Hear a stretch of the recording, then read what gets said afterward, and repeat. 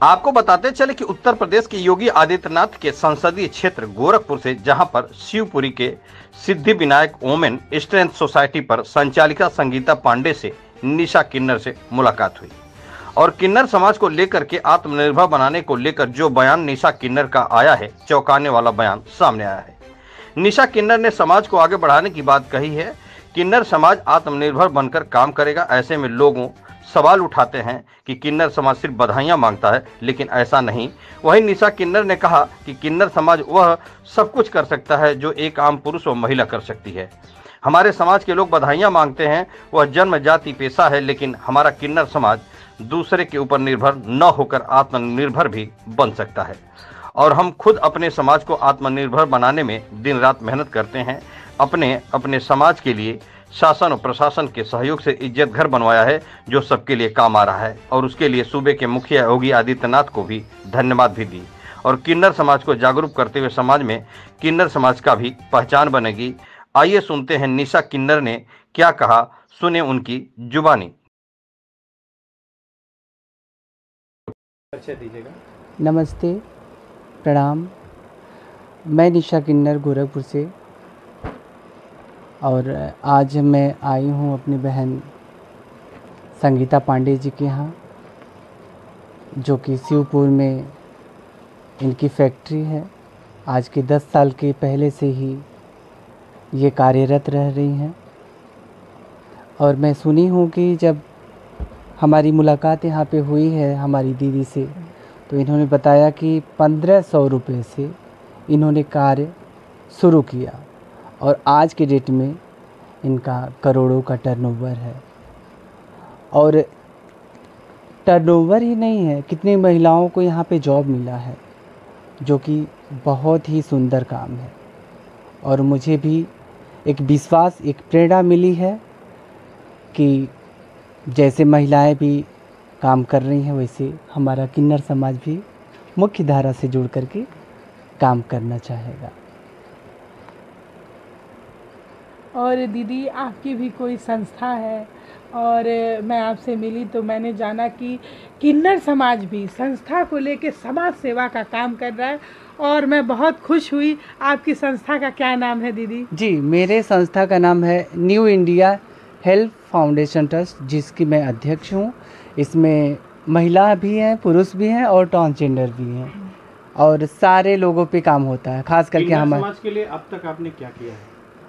किन्नर समाज के लिए मैंने गोरखपुर महोत्सव भी 23 में 24 में पहली बार कराया है और 5 किलोमीटर रेस भी लगाई हूँ मैं मैराथन का।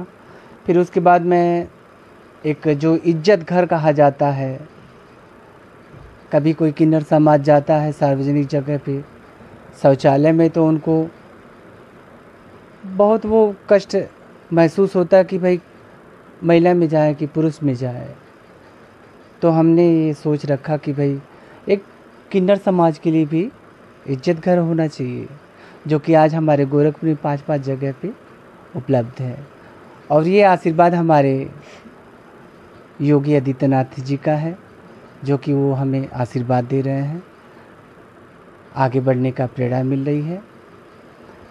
और एक प्रकोष्ठ होता है जो महिला पुरुष का होता है, वो ट्रांसजेंडर प्रकोष्ठ है, उसका भी मैंने कार्य शुरू करा दिया है महिला थाने में, जो त्रिनेत्र है जी। उसी में शुरू हुआ है।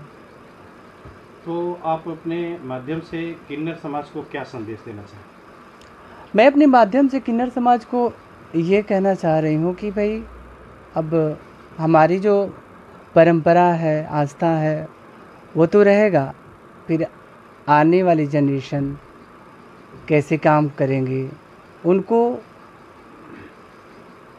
शिक्षा की ज़रूरत है। सर्वप्रथम शिक्षित होंगे तो सामाजिक काम में रुचि बढ़ेगी। जैसा कि समाज में बहुत सारी बुराइयां भी उनके प्रति होती है कि ये किन्नर है या इस तरह के मांगते हैं, ये है वो है, तो मतलब उसको लेकर के आपके मन में क्या ख्याल होता है? ख्याल तो मैं जूझ चुकी हूँ, हमसे ज़्यादा कौन जान पाएगा। और कहा जाए तो शब्दों में बयान नहीं कर सकती किस चीज़ से मैं लड़ करके आज यहाँ पे बैठी हूँ। वो हमारा किन्नर समाज हर जगह सहता है, गली में, अपने गांव में, घर में। फिर भी मुख्य धारा से जोड़ने के लिए मैं प्रयास कर रही हूँ। हमारे उत्तर प्रदेश में पहली बार ऐसा काम हुआ है जो कि गोरखपुर में हो रहा है, और हमारा समाज एक दिन अवश्य हमारी बहन के जैसा काम करेंगे और नाम होगा।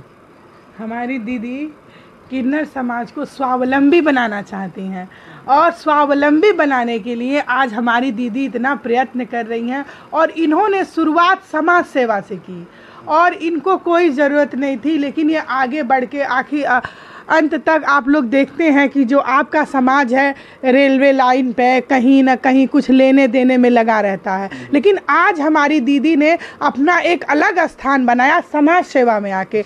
और ये समाज सेवा में आके इन्होंने कहा कि इन्होंने शौचालय बनवाए, जिसमें केवल किन्नर समाज ही नहीं जाता है, हम जैसी महिलाएं भी वहाँ जाती हैं।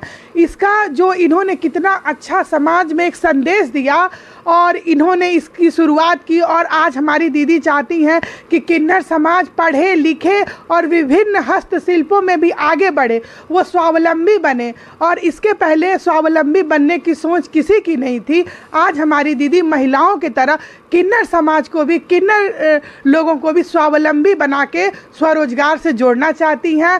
और आज हमारे मुख्यमंत्री जी भी आपको बड़ा सपोर्ट करते हैं, जैसे महिलाओं को सपोर्ट है, आज हमारे मुख्यमंत्री भी किन्नर समाज को भी बहुत सपोर्ट करते हैं। और वो महिलाओं के जैसे उनको भी एक उद्यम के रूप में और एक समूह के रूप में, संगठन के रूप में किसी न किसी क्षेत्र में आज हमारे मुख्यमंत्री जी किन्नर समाज को भी महिलाओं की तरह आगे बढ़ के देखना चाहते हैं, और तैयार कर लिया है, और उस पर अथक प्रयास और मेहनत भी कर रही हैं। मैं दीदी को बहुत बहुत धन्यवाद देती हूँ। और मैं चाहती हूँ कि दीदी जैसे और किन्नर समाज में भी जितने लोग हैं ऐसा सोचें, तो जब आधी आबादी महिलाओं की है और स्वरोजगार पे सोचेंगी तो आगे बढ़ेंगी। तो किन्नर समाज की भी हमारे यहाँ कम आबादी नहीं है, अगर वो भी सोचेंगे तो मुझे लगता है सारे लोग उद्यमी होंगे, व्यापारी होंगे, सारे स्वावलंबी होंगे। अपनी प्रथा से तो जुड़ेंगे, लेकिन फिर भी स्वावलंबन में उनको कोई हेय दृष्टि से नहीं देखेगा, उनका एक अलग स्थान बनेगा। ये हमारी दीदी की देन है, और मैं दीदी को बहुत बहुत बधाई देना चाहती हूँ, और चाहती हूँ कि आप लोग हमारी दीदी की प्रेरणाओं पर अमल करिए, और दीदी के जैसे आप लोग भी समाज में एक अपना स्थान बनाइए। जय हिंद, जय भारत।